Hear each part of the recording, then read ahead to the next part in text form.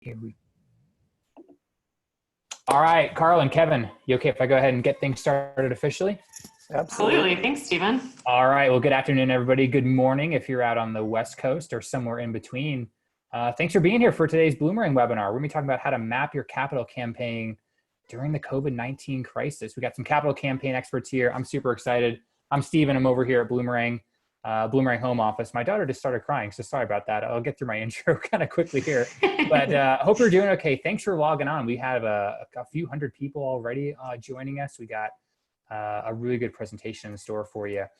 Just a couple of housekeeping items. Just want to let you all know that we are recording this session, and we'll be sending out the recording as well as the slides later on this afternoon. So if you have to bounce early, you got another appointment or a conflict, don't worry, we'll get all that good stuff in your hands later on today. I'll email it out to you. But most importantly, please feel free to use the chat box there on your webinar screen. I know a lot of you already have. Introduce yourself if you haven't already. Tell us about yourself. Tell us where you're from, how the weather is, anything fun you want to say. But most importantly, ask questions. We're going to save some time at the end for Q&A. So don't be shy. Don't sit on those hands. We'd love to hear from you. You can also send us questions over on Twitter. I'll keep an eye on the Twitter feed. On Zoom, there's a Q&A box and a chat box. You can use either of those. I'll keep an eye on them, no problem. We'd love to hear from you. And if this is your first Bloomerang webinar, just for context, just want to explain what Bloomerang is. If you're wondering what the heck is this company, they're doing all these webinars all the time. We're also a provider of donor management software. It's kind of what we're best known for. So if you're interested in that, check us out. Check out our website. You can watch all kinds of videos, get a look at the software. Don't do that right now, because like I said, we got some capital campaign folks on the call joining us from kind of a distributed workforce, right? We got Arizona and Montana represented. We got Kevin and Carlyn from Campaign Council. How's it going? You guys doing okay? We're doing great. Fantastic. Yeah, this is awesome. I'm so excited to have you. We've been talking about this for a few weeks. And capital campaigns, such an interesting topic in these wild times that we're living in. So that's why we got Carlyn and Kevin here. Tons of experience. They've got a great agency over there. So if you're interested in maybe getting some help, definitely check out Campaign Council. They got some cool resources on their website as well. Kevin's the president over there. Carlyn's a consultant and a systems and information director. Tons of experience, and they really know their stuff. And we were talking a little bit before if you joined in. They've even done some work in my neck of the woods. So I don't want to take any time away because I don't know anything about capital campaigns. That's why we got these two on here. So I'm going to pipe down. And Carlyn, I think you're going to bring up your slides. I'll let you do that here. Oops. Perfect. I love these transitions. Making sure I've got everything ready to rock. Looks like it's working. Not that person. Sorry. All right. Hi, everybody. Thanks for being here. Kevin's going to go ahead and give us a quick intro, and then I'll take you through our process for today. Thanks, Carlyn. My name's Kevin Wallace. As Stephen said, I am speaking to you from lovely Tucson, albeit hot, Arizona. I've been running campaignCouncil.org since 2003. We've got a great team of consultants kind of spread around the country. And as Stephen said, our focus is capital campaigns.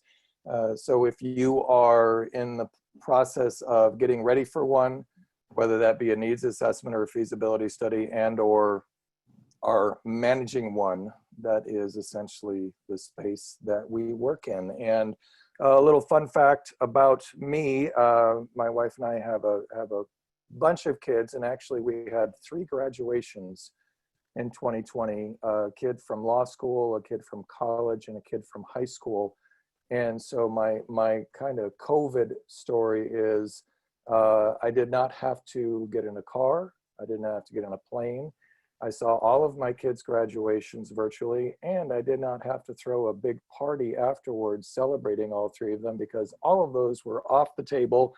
And it's kind of humdrum of me to say yay for that, but having done that several times before, it really is kind of a big lift. So we're pleased as punch to be here with you all today talking about COVID and how it's not as much impacted our kids' graduations, but is impacting your fundraising efforts. Go ahead, Carlyn.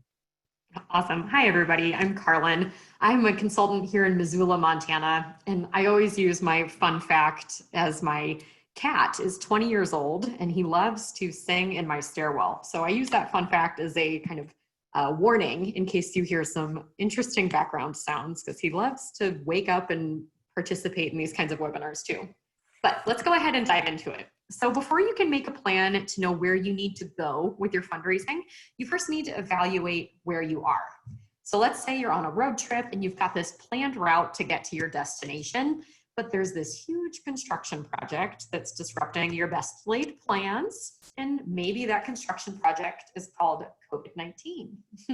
So you can still get to your fundraising destination, but you need to reevaluate.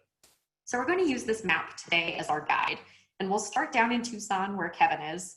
And like I said, I'm in Missoula, so we're going to set Montana as our destination on this fundraising road trip, if you will. So like I said, in order to address how you can get to that destination, first we need to figure out where you are, and then we're going to make alternative plans with a strong strategy to help us get there. So let's say you're in or considering a feasibility study, and we've got you down there on the map with Kevin in Tucson. So quick overview on feasibility studies. This is the step you take prior to launching your capital campaign. So during feasibility studies, you're focusing on assessing your community's willingness to support your nonprofit in a possible campaign. And we often say in fundraising that if you want advice, ask for money, and if you want money, ask for advice. So right now in the feasibility study, we're working on the advice phase of that campaign planning. So whether you're in a feasibility study or considering a feasibility study, you might be finding that many of those are on hold for the moment. That is the trajectory we've seen with some of our clients and heard from other nonprofits as well. And I'll dig into that here in a second. But one of the biggest reasons that nonprofits aren't pursuing feasibility studies right now is because of the fear of the unknown. Unfortunately, none of us really know how this pandemic is going to continue to play out or what the long-term impacts might be. And it really might require you to consider some additional components for your capital campaign that weren't previously necessary. So this gives you a great opportunity to be kind of proactive with your campaign as opposed to reactive. So for instance, you might want to consider installing new library shelves on casters if you're a library campaign. That way those shelves can easily be moved if you have to create more flexibility for future event space that is limited in size and still socially distant 6 feet apart or whatever the rules may be. So just in case there's those social distancing measures again in the future, at least having that consideration in advance could help make the difference if you're able to stay open or maybe have to close during potential future outbreaks. So really the fear of the unknown is certainly prevalent in a lot of the fundraising efforts right now, and it is impacting some people's willingness to pursue a feasibility study. But like I said, later we're going to talk about how you can overcome this. And another factor for feasibility studies is related to the focus of your nonprofit or capital campaign. And that's where I mentioned some of our clients are moving forward while others are on hold. And that kind of breaks down to if you're a human service organization or if you're more of a lifestyle organization. Of course, both matter right now and have their own pieces they're offering to the communities, but the level of perceived importance and need is somewhat shifted in favor of those human service organizations. So Kevin's going to talk more about that next. Thanks, Carlyn. So as we're taking a look at assessing where we are right now, let's assume that you are in beautiful Page, Arizona, just quite a bit north of me, and you're in a capital campaign. And what we're going to consider is what phase are you in and what do you need to be looking at depending on that phase. So quite simply put, campaigns typically more or less have about 4 phases. You've got the what we call the family phase, where you're just starting to get your materials ready and you're starting to solicit your board members and your staff. And then after that, you've got your quiet phase, where you're going after that low-hanging fruit, you know, the people that have given you your large gifts in the past and they totally love you and they're all bought in on your mission and your vision and they're going to support you regardless. And then after that, you go into leadership, a little bit of smaller gifts, maybe people that haven't given to you in the past, trying to make new friends and steward them along. And then finally, your public phase, that would be the 4th one, where you're essentially opening up your capital campaign to giving from anyone out there in your universe who wants to give. You make a donate now button on your webpage. You send out direct marketing appeals that allow people to give directly. So you need to assess where you are in this capital campaign. identify your phase. If you're early on, so if you're in the family or quiet phase, you might want to pause for a little bit. And this would be to either address your materials, which we're going to get into more detail a little bit later, but address your case for support, your brochure, your video, etc., to address COVID and or social unrest, and or B, to bridge from a lifestyle campaign into a more of a human service campaign. And Carlyn just talked about that a little bit, and we're going to be giving you a few examples of how that has specifically happened with some clients, but just a little bit anecdotally, we're working on a project right now in Central Washington for a cancer center. And while earlier on we were focusing on a lifestyle element of it, the convenience of having cancer care closer to home, now we've also integrated a safety element into it. If you're staying closer to home, you're not having to travel as far and getting additional exposures. So those are a couple of ways that you can identify where you are and then maybe reassess that position. And as I said, we're going to start talking a little bit more in detail a little bit later on in the webinar about how to specifically address them. But for right now, let's go back over to Carlyn, who's going to talk about the board outlook. Yeah, so another piece that you really need to take stock of before you move forward is evaluating your board's outlook about your fundraising, regardless of if you're in or even considering a feasibility study or capital campaign. So here you're getting closer to your Montana destination, but you're in Salt Lake City, Utah. And of course, my hope for you is that your board has a really positive outlook, meaning they've got the sense of urgency for both the financial and service population needs that you serve, and they're willing to engage in fundraising. And this is ideal because it means you've got the strong backbone of support that you as an organization leader need during these especially challenging times. But as I mentioned, fear and uncertainty are super prevalent right now, and it's really possible that your board may have a more negative outlook on the current fundraising. So they may feel that leadership is either too busy providing services, or that's what they should be focusing on. Or more likely the situation is that they're just too scared to engage in fundraising right now because they think it's insensitive. And even though we're months into this pandemic, we're still hearing this a lot.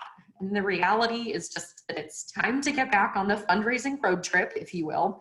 And I'm going to discuss some strategies to help with that shortly.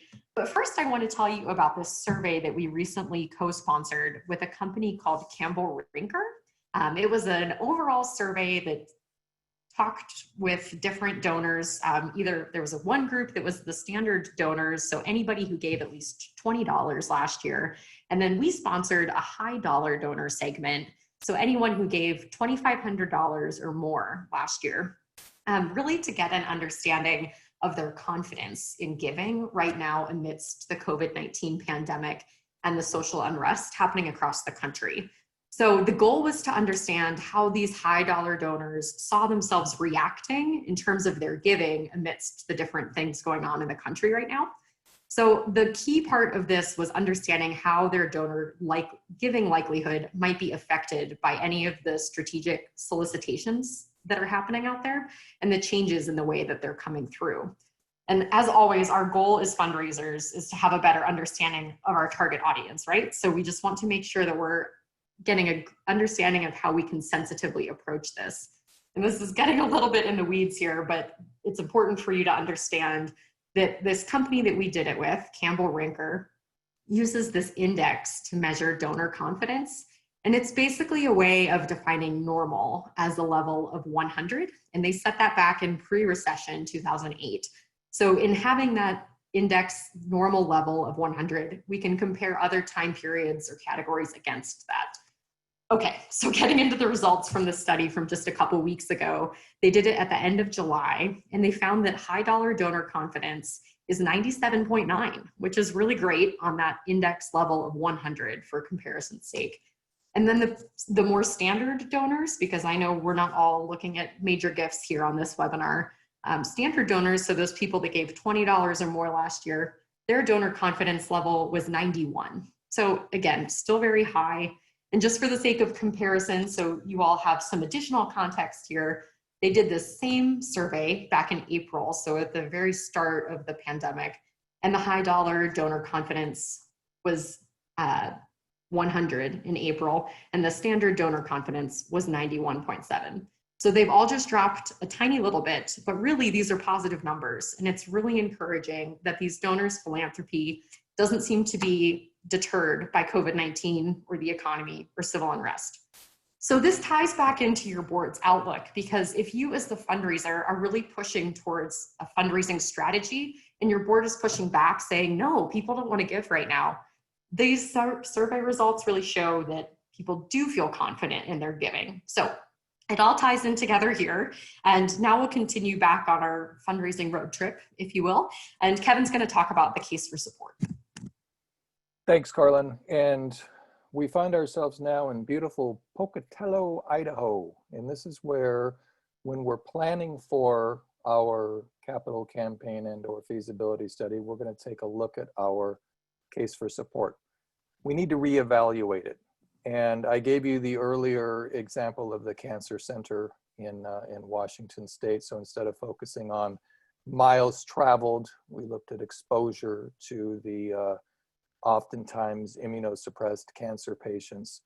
The case for support, for those of you that haven't ever written one before, or you might even be hearing that term for the first time, it's essentially the need of your organization and why you're out there raising funds, and the benefit that meeting those needs are going to bring to, whether it be your clientele and or your community and or the region, etc. So the case for support is, what are we trying to do? What problem are we trying to address? And how will your support fix that problem? Now, your case for support, you're going to need to see, has this changed since the pandemic? Your need, and let's just keep this real simple for a moment. Let's say you're a food bank and your need is more space. You know, we don't have a big enough freezer. We don't have enough, a big enough area to sort. We don't have enough room to bring in volunteers and put together backpacks for the weekend programs for the kids. So perhaps your need has not changed at all. You still are short on space, but the benefit that you're bringing to your community can now be incorporated into COVID-19. And sticking with that food bank example, we have a client, small food bank. They've been working out of their church for, I don't know, close to 10 years now. And their dream is to build a standalone facility. We got into the campaign. We were probably about 2/3 of the way to meeting our goal, and COVID struck. And we thought, well, we've got a COVID sensitive case. Let's just keep pushing forward. But the reality of what happened is the kids were now home. And these kids that were bringing home backpacks for the weekend in order to be able to eat over the weekend, now their parents had lost their jobs and or were being furloughed to some sort of the other. And now the need for food had increased dramatically in this relatively small community. So we put the campaign on pause and we started to raise money for operating funds, because the most immediate need was to get these kids and these families food. And that meant raising more money to get more food in there. So we needed to look at the human and financial impact of sticking with a campaign, as opposed to going out there and addressing the absolute operational needs of the community, and the fact that more and more people were going hungry. So in essence, we had to switch over to looking at it from a different perspective. And we call this the COVID lens. And you may have heard this term before. Our friends at charity.org laid this out. When you want to look at your nonprofit through a COVID lens, you've got to do so in 3 simple steps. The first one is, what is the center of concern?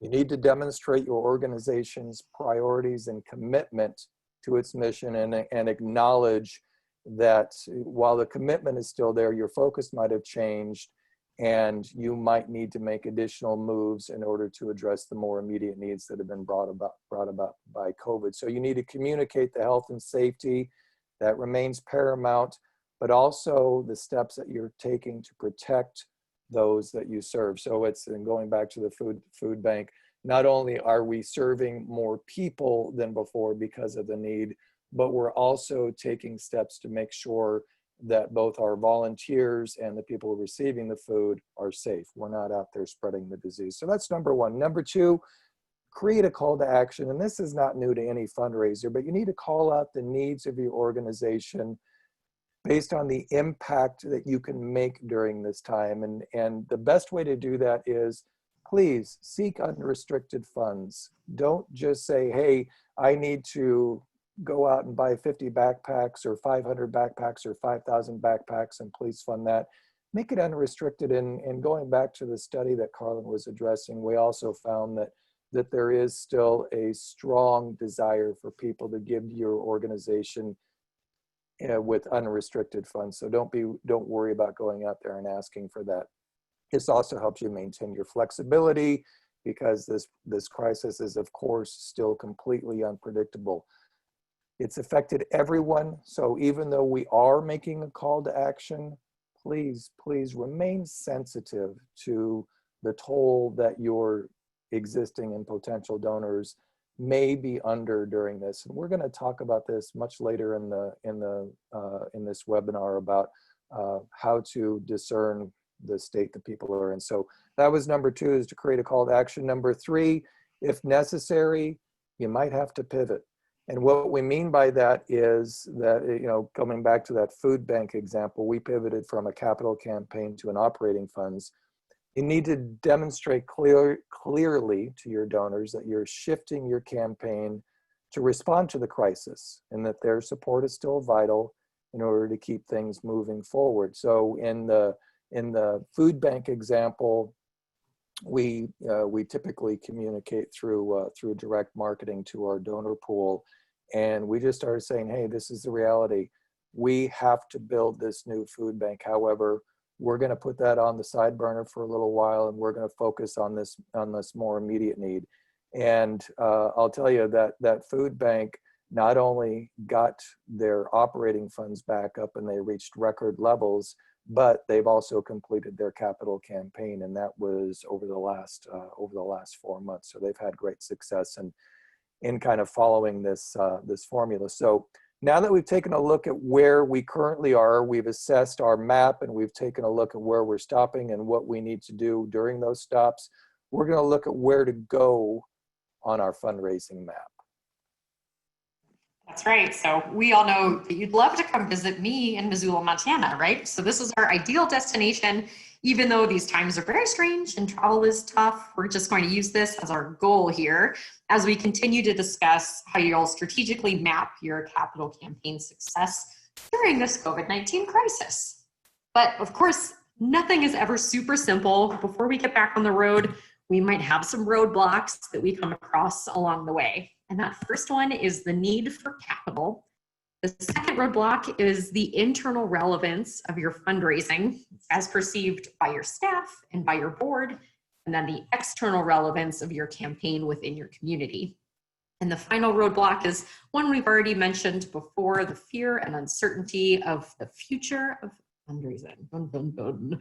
But don't worry, we're going to cover these roadblocks and we'll talk about how you can avoid them in order to have a successful campaign. So Kevin's going to tell us about the first one.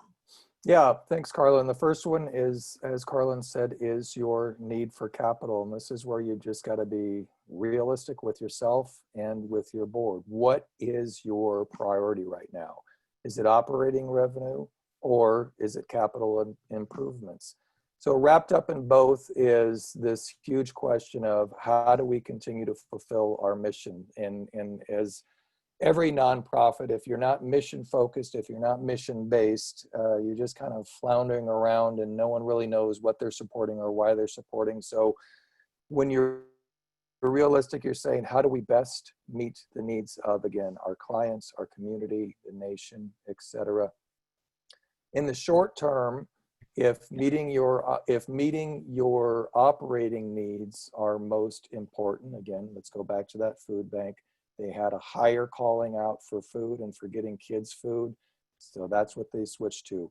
Or you've got a long-term need of capital improvements. And actually, Carlyn, I haven't had the chance to tell you this because I had this phone call right before this webinar. But Ooh, tell me. our company's been working with a private school just outside of LA for a number of years now. They had a complete lifestyle campaign going on, and it's been a slog for them for the last 6 months because they're building a $10 million pool, and all of a sudden $10 million pools became a lot less important in donors' minds. However, they continued to lightly, and I say very lightly, keep people informed and to steward their donors. And they just got notice today of a gift that actually puts them over the top of their campaign goals. So they are ecstatic with it. They never let up from what their focus was. Yes, they had to do some more scholarship giving, but they kept communicating about their capital campaign. They kept people in the loop, and in the end, it paid off for them. So we're thrilled to hear that they've hit their goal, even though they've got a lifestyle campaign going on, but they have now officially completed it. So bravo to that group. Now let's go back over to Carlyn and talk about the next roadblock, which is internal relevance. That was such good news. Thank you, Kevin. I love that update. So these next two roadblocks talk about the relevance of your organization and its fundraising priorities. So as I mentioned, you may encounter those internal roadblocks from your leadership team. And of course, it's always ideal to have their support. And oftentimes as the development people, it's hard to move forward without it. And it's of course very real right now that these feelings that fundraising is super sensitive right now and should be avoided. But think back to those survey results that I discussed a couple minutes ago. From the donor perspective, they're feeling good about their giving right now. So take some time to consider how you can help your board understand that moving forward with this fundraising strategy is not tone deaf, but in fact, avoiding fundraising entirely is more tone deaf than anything. So this one-way road sign feels extra fitting as a roadblock because you may be the only one driving in the direction of continuing to fundraise right now. But as always, consider that COVID lens. Again, think about those survey results I shared and just try to your best to move forward internally with getting a fundraising strategy set. Now, Kevin, tell us about the external. Thanks. And the external relevance, of course, is what is your community, what is your donor community seeing out there, and how are they reacting to your fundraising goals? So we need to look at this both in the pre and post-COVID outbreak. How are we able to serve our communities? And maybe our doors have been closed, or maybe we've been able to continue to provide our services during the pandemic.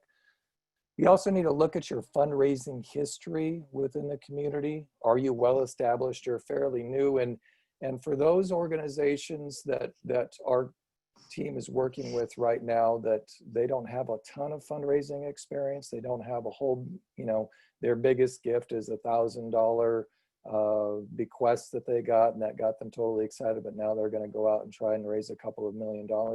I tell you what, it is tough out there to do that, especially when you don't have a track record in what we call your return on investment for philanthropy. So you need to really take a look at how your community is looking at you. Are you a trusted entity? Do they know much about you? Do they know your board? Do they know your staff? And if they do not, it might be wise for you to kind of reassess whether or not you jump into those things. And that's stuff that you find out during the feasibility study, and why you should absolutely take that on. So most of you are probably familiar, I'm guessing, with the Lilly School of Philanthropy over at Indiana U, and that's just up the street from where Stephen is. Their dean, Dr. Gene Temple, he wrote a helpful guide to capital campaigns during this time, and reminded us to reflect on the lessons that we learned back in 9/11. The nonprofits who had established major gift programs, they were still successful in their fundraising after that tragedy. So when you think of something that was that much of a point of history and really rocked the entire nation, nonprofits that had those established relationships and were able to go out and say, hey, this is going to help our country, this is going to help our clientele, they were still successful. So looking beyond your nonprofit, we also want you to look at how has the pandemic impacted your community as a whole. So we're going to give you 3 examples. Are you in New York City? Are you a Florida? Or are you a Montana? So New York City been hit terribly hard, still tight restrictions. Florida, a little bit less so. Montana, much less so. They've just got a much more spread out population. Where does your nonprofit lay within that group? Have you been completely devastated by all of this, such as in New York City, or have things been kind of going along a little bit blip here and there, but you're more like a Montana where things have not been drastically altered? You also need to look at the competition for funds in your town. Especially if you're a lifestyle type of campaign and you're competing against nonprofits that are specifically addressing COVID-related issues, it might not be a great time to go out there. So this blind corner road sign is a great fit here, because you cannot go into a post-COVID fundraising strategy without assessing the situation from all sides. So as Carlyn talked about the internal, and there's also the external, and within the external, what is your history, what's happening within your community. I'm going to share an example with you, and we have a library client in Billings, Montana that, they're a library. And it was the weekend that COVID got really serious and the library had to close, but they're situated right in downtown Billings, and they're kind of surrounded by several of the local hospitals. And the hospitals came to them and said, hey, we don't have anywhere to put our kids, our nurses and our doctors, and we're under enormous stress here. Can we turn the library into a daycare center for all of these kids until things come back to normal? And thank goodness the library said, we're going to pivot. We're going to stop being a library and we're going to start being a daycare center to get our community through this. So it's a great example of how a nonprofit really stood up and answered the call to the dire needs of its community. And here's just a real quick little blurb they did to promote the success of that program. Because of the current crisis, the Montana state government took action to prevent transmission of COVID-19 by issuing a shelter-at-home order, which resulted in the temporary closure of the Billings Public Library. The library took this challenge to create new, innovative ways to serve our patrons and help our city in this uncertain time. As we move forward into a new phase of normal, it will be the library's honor to accept the challenge of serving our communities in evolved, safe ways.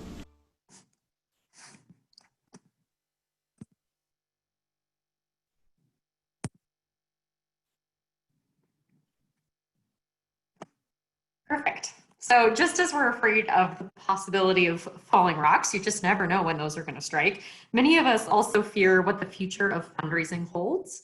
So of course, none of us knows. We all wish we had that crystal ball, right? But the good news is that people have really adapted to different communication methods during this time. And we're going to talk more about that in a little bit. But the reality is that people just may be afraid to meet face-to-face for a while, especially if your donors are in that more at-risk age group.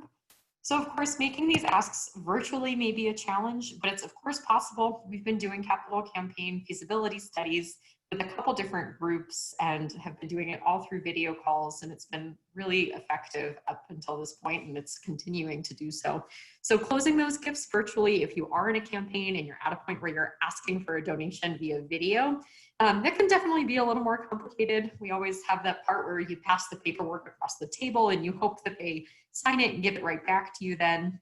But now, since it's virtual, the donor completes that and has to send the paperwork in after your virtual meeting. And even though it's just one more step, that pending status is always a little bit of a heartbreaker for me, waiting for that paperwork to come back. Oh, sorry, Otto the cat is singing if you hear him. I apologize.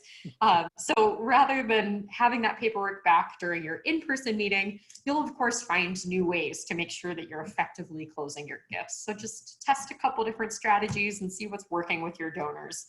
And we're all very aware that events, especially fundraising events, may never look the same again. And so many nonprofits rely heavily on this for income. So we know that these uncertain times could continue to hit nonprofits down the road. So this roadblock of fear is certainly a real one. But now that we've addressed these possible roadblocks, we're going to make our plan and we're going to get back on the road and make your roadmap to fundraising success. So the first step in this is being flexible, and Kevin's going to tell us about that. It seems like it's a word that we use more and more every day with the work that we're doing with our clients. Your campaign goal and your campaign timeline. Please don't be afraid to push the timelines back and perhaps increase your goals. We all understand either from our company's perspective because we live it, or because we're just intuitive and we know that it's going to take longer to close gifts. People have so much stuff on their mind. And while we were typically maybe closing most gifts in, let's say 2 to 4 weeks, we're now seeing that double just because so many things that are occupying people's attention. And then with regard to your campaign goals, construction costs are going up. It's so difficult right now to find contractors because everyone that has the ability to do improvements, and whether they be residential or commercial, they're doing them. Right now it's the perfect time, especially if you're home most of the time and you can oversee these projects. So we want you to be super flexible with your goals and your timelines, and also, as I already said, the construction costs, but your bridge loans and your rates. With regard to flexibility, you might not have been looking at these prior to the pandemic, but I'll tell you what, there's a lot of very creative financing going on out there where nonprofits can get very low to no interest loans to keep projects moving forward. So we really encourage you, get out there, interact with not just your local banks, but also look a little bit broader. Look to foundations. They're starting to hand out loans as well. Be very flexible. Just don't be, I've always worked with Bank of Montana and I'm going to keep working with them now. And these relationships are important. We get it. But if you can save hundreds of thousands of dollars by going out there and getting bridge loans or construction loans in order to hit your mission and your goals, please do so. And then lastly, we're going to look at your study methods. And what we mean by this is, how are you interacting with your, whether it be your special event people or your capital campaign major gift prospects. It used to be, and Carlyn and I, we were on airplanes all the time, we were in meetings all the time, we were in board meetings all the time, and all of that has ended. So now we're online and we're on the phone and still doing a little bit in person when it's completely appropriate. We can socially distance, but mostly we've had to be creative. We've practiced how to be better at being online, and I've got a closet next to me where I can throw a dress shirt on and show that I'm just not in a t-shirt all the time, and I never stand up to show that I'm in shorts. These things are working, and we're able to maintain our professional demeanor and our relationships with clients. And quite frankly, there's no choice. So it's not as though we're getting lazy. It's just, this is now acceptable, and you're going to have to start making asks online, and you're going to have to start following up on the phone, and there's just going to be a lot less impersonal, but it's okay because it's the best that we can do. So we want you to emphasize gratitude as always, as best you can, and particularly if you're being good stewards, you're focusing on saying thank you to everyone and maybe taking some extra steps to those individuals, those top to 10 to 20% of the donors who are really moving the needle for you. Make sure that they know how grateful you are, but also be ready for them to say to you, hey, we've had some ups and downs with the business. Can we extend our pledge a little bit? Can we postpone our gifts for a little bit? And hopefully you're in the position to say, absolutely, yes, please. We want you to stay with us. We want you to continue donating to this program. And if you need a little bit more time, go for it. Also take a look at new opportunities, especially if your case for support has changed. We've got several different clients who've had a pivot a little bit. And because of that, they are now able to apply to foundations that they once were not in line with. So that's one way. And then the other way is also, a lot of foundations have minimized their giving criteria or altered their giving criteria. So even though you might have had a foundation grant that prior to COVID-19 was a no-go for you, maybe you go back and look at it again and say, you know what, things have changed, and maybe now they can we can actually ask them for a grant. So step one was to be flexible. Step two is to update your materials. And we're doing this to ensure campaign success. And let's look at a couple of different types of materials. You've got your ancillaries, and then your main campaign solicitation materials. They've got to be COVID sensitive, and we've already talked about that a little bit. So is your case for support? Have you updated that to ensure that your focus has shifted? You're going to sit on the sidelines for a while, but come back stronger than ever. Make sure that that's in there. Also, does your video need to change? Does your brochure need to change? Is your website up to date? Is everything that you are doing right now to promote your nonprofit and or your campaign COVID sensitive and or civil unrest sensitive? We need to embrace these things, because avoiding that is tone deaf. The project, you want to stress to your community that the project is more important now than ever. We're going to give you a couple of quick examples on this, and believe me, I'm not going to read through these. I just want to show you what our company, along with our clients, have done. This first example, and this comes back to the Billings Public Library. Their campaign is well over. Their new $18 million library is a well-established downtown venue now. But we went back to them and said, you know what, for example's sake, let's show how we would address a case for support with something as big a project as this. So this first one is, when you're making up a case for support, you kind of got your vision, you're real big. This is everything that we're about and everything that we're doing. And the yellow highlighted area is how we help them make that vision statement a little bit more broad. And then this next slide shows kind of how we broke down the additional benefits. So when you look at here, we've got career assistance. Our economies are now more gig economy based, and therefore people need to be able to get in and be able to say, hey, here's how you write your resumes to all these smaller companies that you want to work for. All of us kind of feel like a small business now, because we're at home and we're taking on a lot more in stranger environments, and a library can be a great resource for that. It's about space. Carlyn already addressed this. How are you going to move things around in order to have a socially distant, sensitive environment? The same thing with safety. And as we've spoken about already, flexibility is key. We always want to show that because we don't know which way this pandemic wind is blowing, that we're bringing models to fruition, to use, that are going to allow us to further adapt on the road. So you can look at these case for support examples online on our website and dig into it a little bit more. Campaign Council, that you see the address there. So feel free to go there and check these out and see for yourself how we've addressed the need to change materials. Let's go back over to Carlyn, who's going to talk about strategic solicitations. That's right. So the reality, unfortunately, is that fundraising, again, like we used to, is going to feel like an impossible task.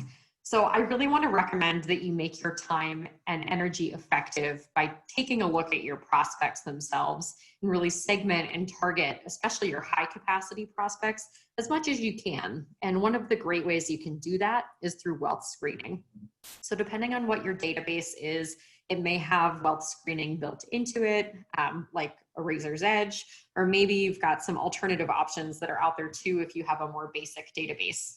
So Zillow is my go-to. I know it's super basic, but you can at least dig into some real estate wealth there, or the government resources like FEC or SEC.gov. That can give you some insight onto political giving or stock values. But then if you're a Bloomerang customer with our friends over there, and you've got the integrations like Donor Search, that's a really helpful tool as well. So regardless of your platform, there's certainly other paid options out there too, like those companies that can do one-off screenings just based on a batch from your data that you send to them and you pay per record, or other companies like iWave or GiveEffect that are more membership-based. Really, there's tons of options. So I encourage you to really research the ones that are going to be the best fit for your organization's needs and, of course, your budget. But really, by using these screening tools, you're going to see better success and you're going to get back on the road, so to speak, faster because it's going to be more successful. You're making the most of your efforts and being really strategic about who you're asking and for how much money. So you can really create different tiers that are the different priorities for your asks as they're coming up. And another component to really consider is your campaign phase. So if you're in or approaching the end of your campaign or the public phase, do consider some different alternatives with your smaller capacity donors. You might want to postpone that public phase or even segment your prospects just based on their giving capacity. And it's the word of 2020, but you may want to pivot entirely, really letting your donor prospects know that your campaign is on hold until your more immediate needs are met. And this circles back to that great example Kevin gave of the food bank that just pivoted away from its capital campaign so that they could focus on more food and more bellies. And then in the same process, they ended up getting their campaign goal because the community was really ignited with passion for the needs that were being met in their community through that food bank. So great example there. And then as we continue on, you also are going to want to communicate creatively. So now that we've talked about how to target your prospects, getting on the road to communicating with them is the next big step. And we've heard from many donors and many nonprofits as well that they're doing more communication than ever. People are more in the loop about what's going on with your nonprofit than they were before. And open rates are higher for emails, all very exciting things. And we mentioned this a little bit earlier, but there's been this great spike in the way that people are actually engaging virtually during this pandemic. People of all different ages are using that technology at a much higher level because they have to, whether it's FaceTime or Zoom, like we're all here now, GoToMeeting, whatever it may be, you can use this to your advantage and live stream Facebook updates, send video thank yous to your prospects and donors, make a short video about why your nonprofit's awesome, post a virtual happy hour. I know I've been to more than I care to for those at this point, to be honest, but it's a great way for me to see my friends and give them a cheers through the video screen. So you could do the same thing with your top prospects. So just because COVID might be ending soon, it doesn't mean that people are going to stop using these technologies that they've relied on during these stay-at-home times. And again, I want to circle back to that survey that I had described earlier. One of the questions we asked was how people would like to be contacted these days. And it was so interesting to us because people clearly do still want to hear from nonprofits. 35% of the people who responded to that survey said they'd like to get a phone call. 18% said they'd want a video call. And actually, this was surprisingly high to me, but 13% said they want to meet with you in safe, masked, socially distant ways. So if you're comfortable with that, there's certainly a population group that's comfortable with that as well. And the bottom line is really just to not hesitate and reach out to the people to have these kinds of interactions, whether it's a phone or a video call, or maybe even a socially distant meeting. And of course, email and mail are still the most preferred communication methods, with about half and half there with when they choose those different methods. So just layer on those personal touches, follow up with your emails with some phone calls, and really keep your donors in the loop. But it is just all part of this creative communication and keeping the good word out there about your news. Sorry, I talked too fast and didn't hit my bullets here. So here we go. Now, Kevin, tell us about athletic listening. Oh, Kevin, you are on mute. Yeah, look at me, I was muting myself. Sorry about that, folks. Athletic listening, this is a term which I wish we had come up with it. We heard some people during a webinar talking about it early on in the pandemic. And it's essentially how we as fundraisers, and whether you're an experienced or relatively new to it, you need to put aside your agenda and really engage with your donor prospects at a much more personal level. And And Carlyn and myself and the rest of our team, we make hundreds of solicitations a year, and we go in and we've got our talking points, and yeah, sure, we might small talk a little bit at the beginning of every conversation, but ultimately our goal is to get to the ask and hopefully to the close. We're pushing that aside now, and we encourage you to do the same. You've got to display great listening techniques. You've got to be empathetic. You've got to be authentic. You need to figure out where your donors are. How have they been impacted by this? Are they genuinely fearful, or are they out there conducting themselves as business as usual? Understand that the fear is real and it's prevalent. Listen to what they have to say. Take the extra time to hear their story.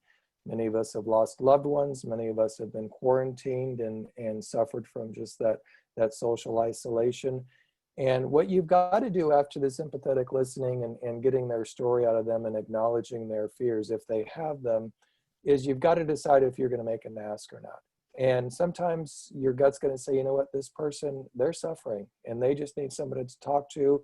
And especially when you're dealing with baby boomers, I've got my wife and I have elderly parents, and they're scared, and they're in some instances alone, and they miss their family, and we just need to be there for them. So athletic listening, make sure that you know what your prospective donor is going through, and be ready to back off of the ask if their situation is dire, and or if they're just not mentally ready to go forward with it. Carlyn, why don't you recap everything for us? Yep, absolutely. So there we have it, the roadmap to successfully planning and managing a capital campaign during the crisis. So we talked about the importance of evaluating where you've been in order to know where you need to go. And then we considered the possible roadblocks and how you can overcome all of those, and then laid out the plans to get you back on the road. And those plans include being flexible, assessing your internal and external relevance, strategically targeting your prospects, communicating creatively, and listening athletically. So we're really grateful for your time. We hope this was valuable. And at this point, we are happy to open it up for some questions. I think I've seen some come in here. Oops. Yeah, we've got a bunch in here, probably more than we can get to. But first, Carlyn, Kevin, thanks for this. This is awesome advice. I love listening to you too. And Kevin, thanks especially for normalizing wearing shorts on Zoom. I really appreciate that. I needed that. Let's see your shorts, Stephen. We all know how it is. Yeah, we got some great questions in here.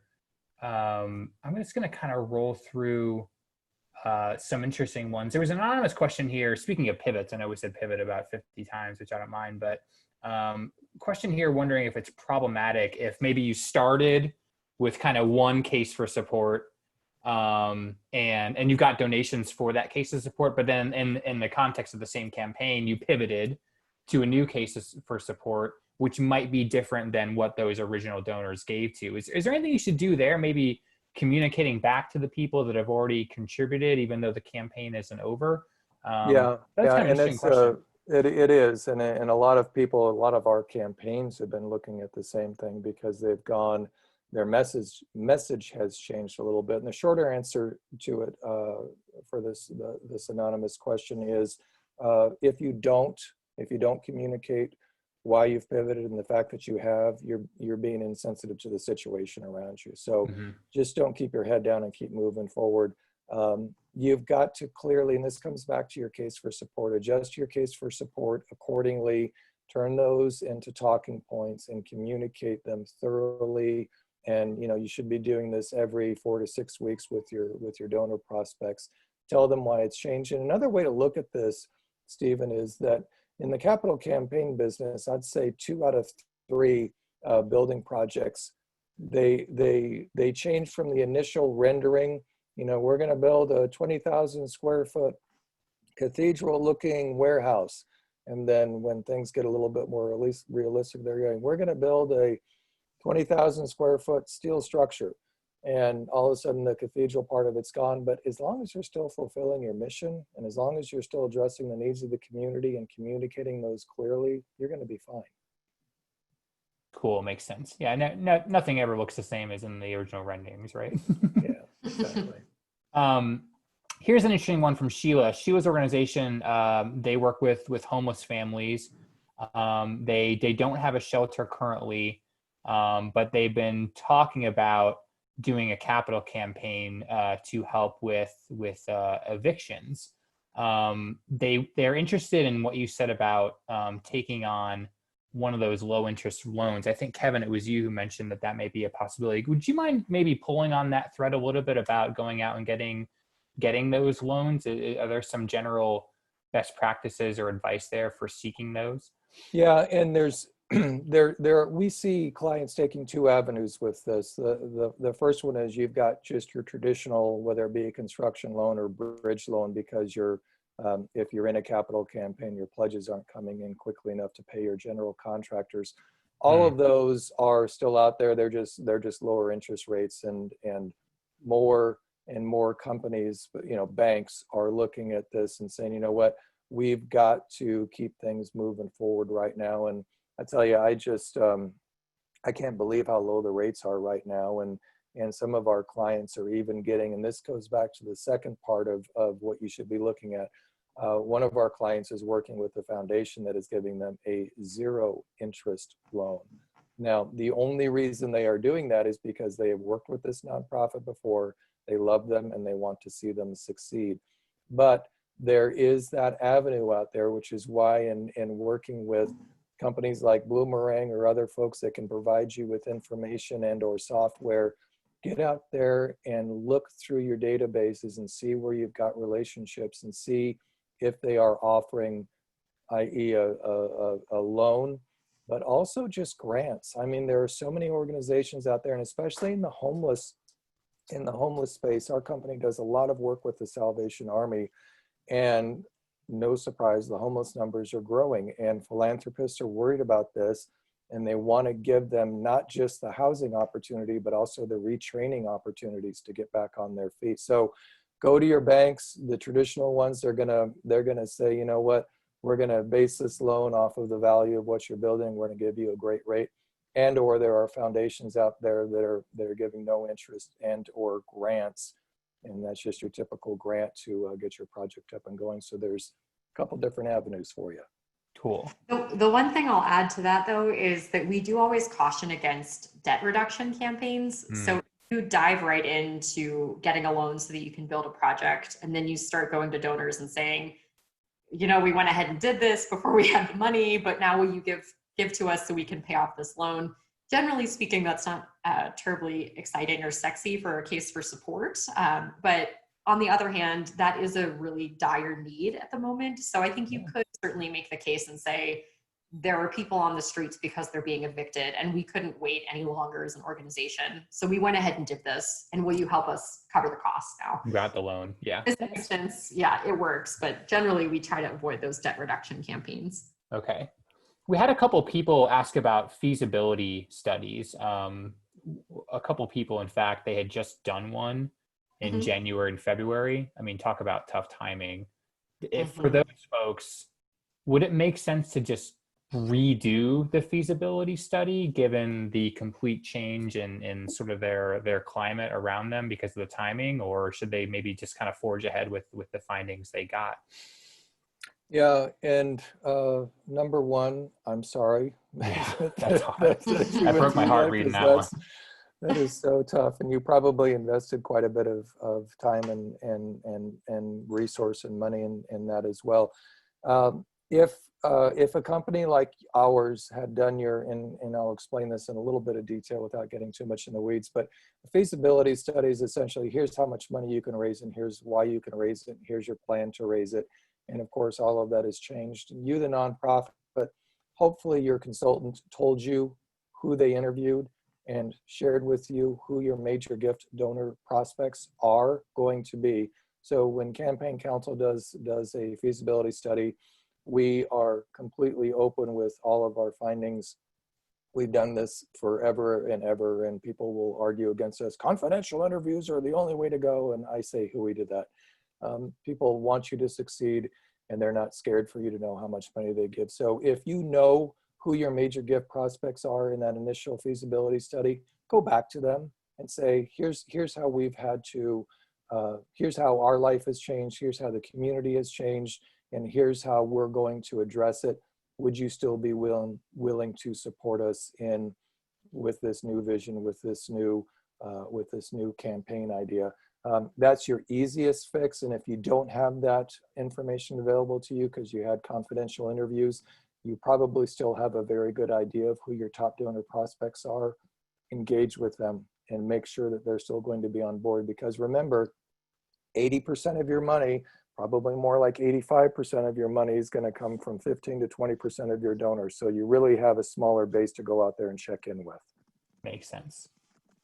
Wow, this was fun. It's already 2 o'clock. I don't want to keep you two hanging much longer. You've already been really generous with your time, and I know we didn't get to all the questions, but I see Kevin's email address there. Is it okay if folks reach out to you for more questions? Yeah, absolutely. And I saw one comment pop up, and Carlyn mentioned the survey that we sponsored, and it's a lot of great information, especially for those of you that are fighting with you. Now, I shouldn't say fighting, in disagreement with your boards about whether or not you should be out there fundraising because of its insensitivity or because people aren't giving.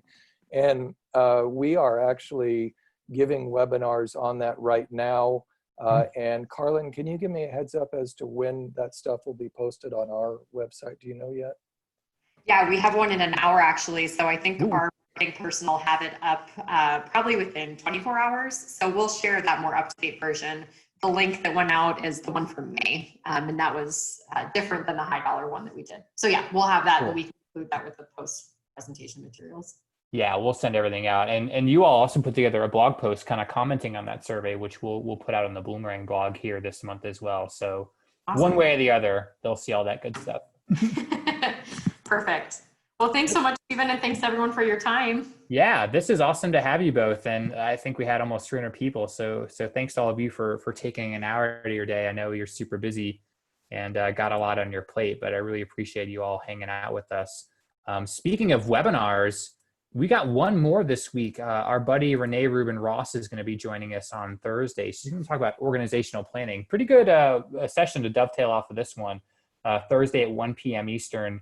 Also free. We'd love to see you there. If you can't make it, we've got some great webinars coming up. I actually just scheduled one for December, which is kind of hard to believe. It'll be here before you know it. But yeah, that's a little depressing, but there's some good topics there. Just check out our webinar page. And like I said, we'll send out the slides, the recording, all the info that was mentioned here. And we hopefully will see you again on another webinar. So we'll call it a day there. Just look for an email from me with all those goodies.